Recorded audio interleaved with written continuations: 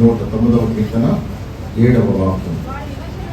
వాడు విమర్శలోనికి తేబడినప్పుడు దోషి అని తీర్పునందును గాక, వాని ప్రార్థన పాపమగును గాక.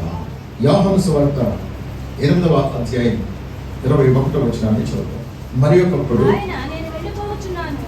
నేను వెళ్ళిపోవచ్చున్నాను, మీరు నన్ను వెతుకుదురు గాని మీ పాపములోనే ఉండి చనిపోదు.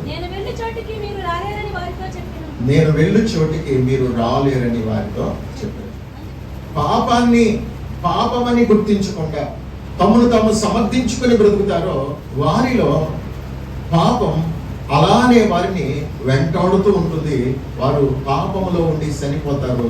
పాపములో ఉండి ఎవరైతే చనిపోయారో వారు నరకానికి వెళ్ళిపోతారు. సకల దుర్నీతియు పాపం. నీతి కానిది ఏదో అది పాపం. మంచేదో చెడేదో గ్రహించగలగడానికి దేవుడు నీతిని గర్భరిశారు. ఆ నీతిగా జీవించే జీవితమే పరిశుద్ధమైన జీవితం. విషం చుక్క చిన్న చుక్క అయినా అది ప్రాణాన్ని తీసేస్తాం. అదే విధంగా పాపము అనేది చిన్న పెద్ద అనే తేడా ఏం లేదు. పాపం పాపమే. పాపము నరకానికి తీసుకువెళ్తుంది, నాశనానికి నడిపిస్తుంది. ప్రార్థన ఎందుకు పాపం అవుతుంది? ఇస్కరియోతు యోధ 3.5 సంవత్సరాలు యేసుక్రీస్తు ప్రభుల వారితోనే కలిసి అతడు పయనించాడు. ప్రేమను రుచి చూశాడు.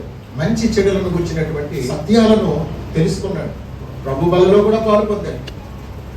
అన్నీ తెలిసి హృదయాన్ని కఠినపరుచుకున్నాడు. చూశారు, అదే పాపం. ఎందుకంటే అతడు పశ్చాత్తాపపడలేదు. యేసుక్రీస్తు ప్రభు వారు శరీరధారిగా ఇంకా ఆయన సజీవంగానే ఉన్నారు.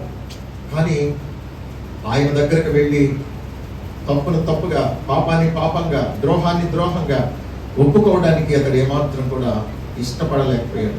తెగించి ఆయన దగ్గరకు వెళ్ళి, అయ్యా, మిమ్మల్ని నేను నమ్మించి మోసం చేసి ద్రోహం చేసినటువంటి దుర్మార్గుని నన్ను క్షమించమని ఆయన పాదాల మీద పడితే అతని జీవితం ధన్యమయ్యేది.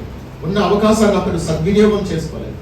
జరిగిన పొరపాటు, చేసిన పాపాన్ని, చేసిన చెడుగును అవకాశం ఉండగానే దేవుని ఎదుట ఒప్పుకొని పశ్చాత్తాపపడి విడిచిపెట్టగలిగితే జీవితం మరోలా ఉంటుంది. వాక్యానికి స్పందించి వాక్యానికి తగినట్లుగా జీవించడానికి మనలో ఒక తగ్గింపు రాగలిగితే దేవుడు తప్పకుండా మన జీవితాన్ని బహు దీవెనకరంగా, ఆశీర్వాదకరంగా చేస్తారు.